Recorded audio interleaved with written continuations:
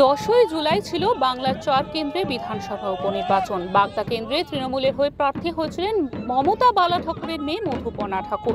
শনিবার ছিল সেই উপনির্বাচনের ফল প্রকাশ, আর ফল প্রকাশ হতেই বাগদা কেন্দ্রে বিজয় উল্লাসে মেতে ওঠে তৃণমূলের কর্মী সমর্থকেরা। 30,000-এরও বেশি ভোটে জয়লাভ করেন মধুপর্ণা ঠাকুর। ভোটে জিতে বড়মা বীণাপানি দেবীর ঘরে তালা ভেঙে প্রণাম করলেন মধুপর্ণা ঠাকুর। জেতার পর তিনি জানিয়েছিলেন তার প্রথম কাজ হবে বড়মা বীণাপানি দেবীর ঘরে যাওয়া। হাইকোর্টের অর্ডারও রয়েছে তার কাছে, এও জানিয়েছিলেন মধুপর্ণা। প্রসঙ্গত, মতুয়া ধর্মীয় মহামেলার সময় বড়মা বীণাপানি দেবীর ঘরের তালা ভেঙে ঘর দখল করার অভিযোগ উঠেছিল শান্তনু ঠাকুরের বিরুদ্ধে। পরবর্তীতে শান্তনু ঠাকুরই ওই ঘরে তালা মেরে দেন।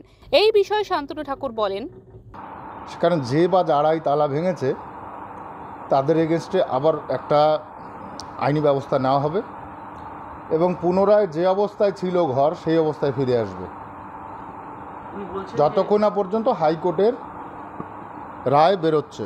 সেটা তো সময় হলে দেখা যাবে কে কোর্টের রায় পেয়েছে কে না পেয়েছে, কার এগেনস্টে কেস যাবে কার এগেনস্টে কেস হবে না সেটা তো সময় বলবে। ওই ঘর যে অবস্থায় ছিল পুনরায় সেই অবস্থায় আসবে। আজকে আমি কিছু বলবো না, আগামী দিনে আপনাদের ডেকে নিয়েই ওই ঘর আবার বন্ধ হবে যতক্ষণ না পর্যন্ত হাইকোর্ট রায় দেবে ওই ঘরের ব্যাপারে।